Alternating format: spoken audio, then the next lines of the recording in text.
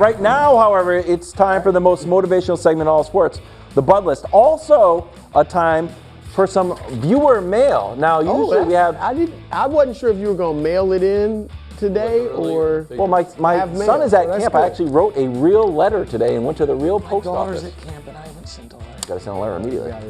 This is a YouTube comment, real. Not that Ryan and Brian and Don and Don Sr. aren't real, but I'm just reminding you. Right. Yeah, right. The #1 most liked comment about the show going to 3 hours on a little video that we posted. The #1 most liked comment is from our friend, the Buff Librarian, who seems unhappy with the change, unfortunately, which this was a common refrain. People are like, oh, well, it's 2 hours, it's nice and tight, I can watch it. I don't like that first things first will be 3 hours from the Buff Librarian, bro. I know what's coming. I like the Buff when Librarian loves it. Yeah. So shout out to the Buff Librarian. Brew, before you start the Bud List, Brew, just spoiler alert. Sometimes we know it's coming from you. Oh, Buff Librarian. Buff Librarian. Well, look, I'm glad they use my real body. Sometimes they don't. I don't know whose body that is, but this one's me. Sometimes we know the misdirection's coming from you, Brew, but we sell it. I could have was done gonna say, that for the Buff Librarian. You could have said I don't it. know if I've sold ever done that and not gotten chuckles out of you guys. Even when you know it's coming. Oh, it's sometimes always you funny. don't know it's coming. It's always funny. You should. Some people are saying you should use it more often. Yeah. I don't know. It's like I like to keep people guessing. yeah, but sometimes I also think it just you forget about it. Well, I have a lot of those and I move on from them. The break dance, they just come. The break dancing and Well, it's just every time the Dolphins play. the grades. All that, it just came. The grades we do every Monday grades. after Cowboys. Yeah, but when it started, it was just a natural. Yeah, Brew thing. was the first one to Stuff put just grades popped. on Now my sports kids' TV. class, it's so popular. The teachers at my kids' school are doing it. I know, it's unbelievable. All right. With that said, let's get to the Bud List. All right, it's all quarterbacks, all motivation. #3, Jayden Daniels. All right, now, Jayden, you had the best rookie season ever. Some have said one of the best. No, the best. It's not one of the best. You had the best rookie season for a quarterback ever. But I'm here to tell you, stay hungry. All right, that doesn't mean it's going to be smooth sailing from here. Keep working hard. I believe you will.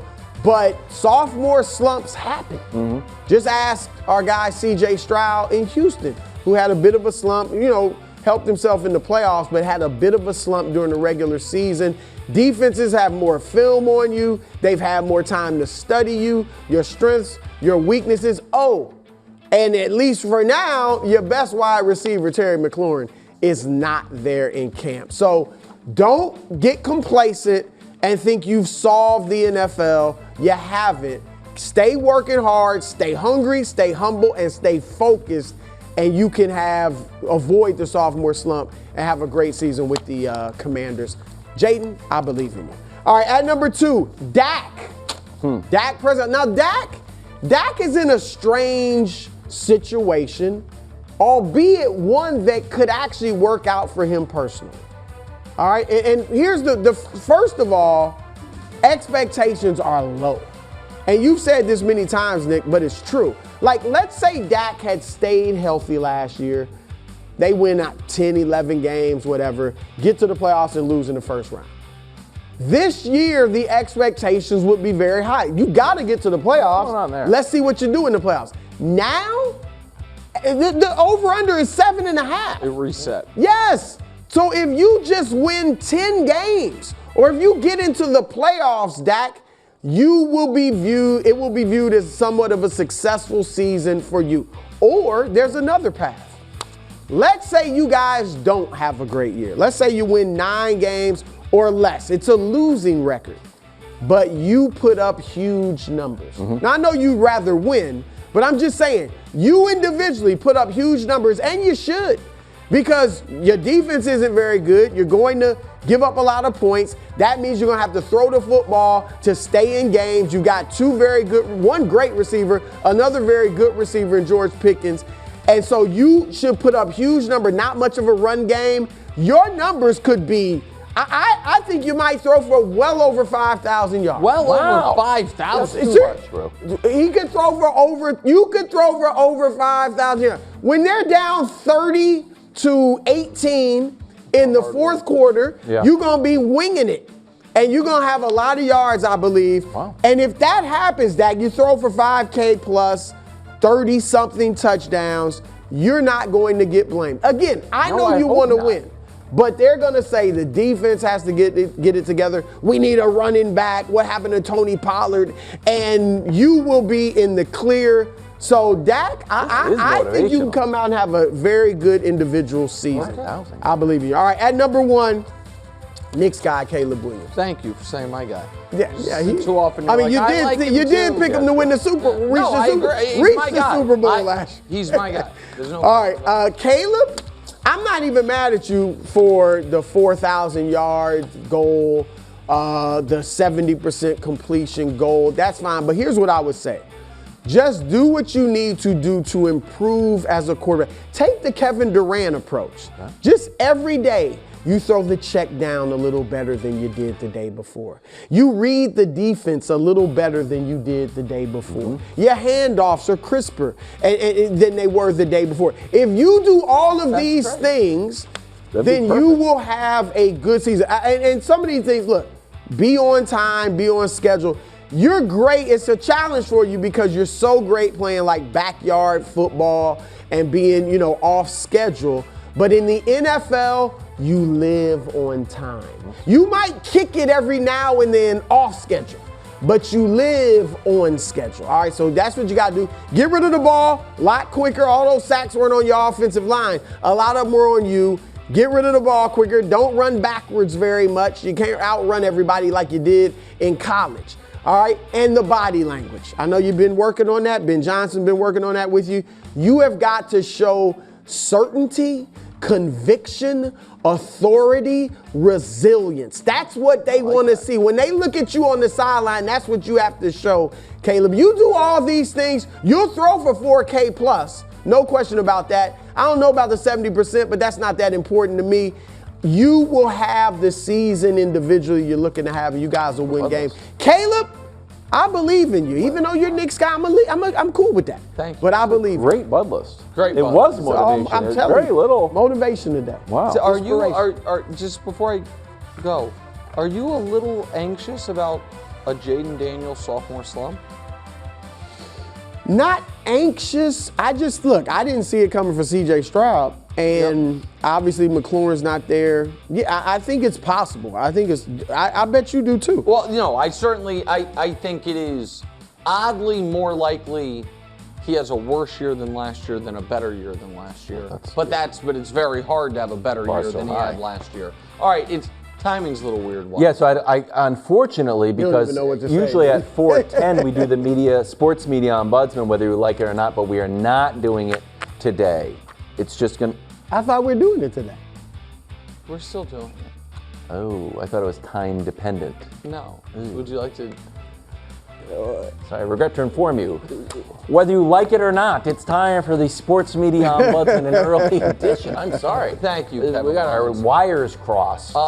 So an odd thing happened this morning, if you were on Twitter following the NFL, particularly odd if you're a Jets fan, particularly odd if you're a Jets fan on live television at the time. It is really a true emotional roller coaster through no fault of your own, which is you see this Adam Schefter tweet and your heart just absolutely sinks. And so if we can show the tweet, please. Jets quarterback Justin Fields was carted to the locker room with an apparent lower leg injury. Everybody hears carted off or carted locker room, and we see the same thing. We see an air cast, or we see a non-contact injury, or God forbid, something, related to your neck or head and all of it. There are then some follow-up tweets that clarified it just a bit. And this happened, Zach Rosenblatt. Justin Fields is being carted inside after limping off being checked by a trainer. Not great. Another tweet, Rich Cimini. Early concern for the Jets. Justin Fields carted locker room. He's riding shotgun on the cart, not on the back. And then Cimini posts his article. Some relief for the Jets. He dislocated a toe, not even his big toe. You can call shotgun on the cart. Right. So here's the point. I got a front seat. This happens, Brew, every training camp. Beat writers, please Carted off, riding a cart. Two different things. I understand both. You are taking a cart to the locker room. But when we hear carted off, we think catastrophic injury. Yes. When you hear sitting in the front seat next to the PR director, riding into the locker room, you think, oh, maybe he's tired. Maybe he turned his ankle. Maybe in this case, he dislocated a toe that wasn't his big toe. So again, it wasn't even his big toe? No. Oh, I thought it was. No, it was. I don't know which toe it was, but it wasn't his big toe. And again, he was sitting in the cart like you were golfing with him. So again, guys, I understand you're going to get the most engagement by say cart it off and clean it up later. But carted off during the regular season only ever means one thing. It's awful. Because nobody takes a cart because they get hurt in the game and it's not a big deal. Carted, you ride the cart for all different reasons during training camp. So just please, the extra word, it's very important. So Schefter wrote carted too. Yes. Well, that's more of a verb. Again, rode the cart. If you're sitting in the cart, it's not usually a big deal. If you're prone in the cart, it is. Carted off, prone in the cart, riding a cart, sitting. How about carting, like those birthday parties? No. He's carting. No, that's no. Without knowing the exact situation, but having been a reporter, obviously, I'll defend Schefter a little bit in that he probably wasn't at practice. No, he wasn't. Sure he was reading other people. He probably, was he the first? Because I'm guessing he got it from a Jet source and who may have texted him, hey, Justin Fields just left the field on a cart. And so he just puts that out. The beat writers were there. Yep. And they get to watch some of practice, so maybe they actually saw it, so theirs were a little more tempered. So that's very possible. This is why none of these problems in Jacksonville. They don't have carts. Don't have carts. Exactly. You never get this mix up there. No. You gotta walk off. Yeah, exactly right. No matter what. Or just like you gotta report is laying there. Yeah, exactly. Waiting for people. Make fun of the guy whose body betrayed him. No cards. I'm putting Super Bowl expectations on the Bud list, bro. This is a little sports media ombudsman by me too. Maybe. Yeah, I'm telling you. Stay in your lane. It's inching toward Nick's lane. All right, so here's the thing about life. You've got immediate goals, you got long-term goals. But when people just ask you day to day, you shouldn't be talking about your long-term goals. You're like, hey, how you doing? And you're like, trying to get to heaven. Like, what? Or it's like, hey, how's work? Like, just trying to retire comfortably. Like, you shouldn't really be talking about your eventual goals. Just talk about your immediate goals. So that's kind of the lesson I have for 3 different teams talking about Super Bowl expectations already. We'll start with the Cowboys' Tyler Smith. Maybe win total at 7.5. Now let's head over to Cleveland to check in on the defensive player of the year. Cleveland said this? Well, Myles Garrett, take a listen. Oh my God. That's 4.5 is their win total in Cleveland. And finally, this is more of the media, sports media budget. Here was the questions posed to the Titans front office. Take a listen. Or we get it. Hey, that's a little more honest. Just hit the brakes a little bit. It's my goal to get to heaven. Yeah. But right now it's just to kind of get through the B block, and we got Tyrann Mathieu coming up and Weird and Wonderful. That's sports Super Bowl. That's good. And look, that's a little sports media buzz. Right? This is where, and y'all think I'm not making fun of KD. We just want to get, one of those players or coaches should say, look, we want to get better every day. Every day. If we do that, we do what our players do, what we're being coached to do, our coaches do their homework, then we believe we can go out there and have a chance in every game. That's what we're trying to do. Is that your pivot? You're practicing a pivot? But bro, you are kind of making fun of KD. No, I'm not. It's when you whisper it's made him a best top 20 player of all time. Thanks for watching. Subscribe here to get more from the show and to check out clips from other shows on FS1.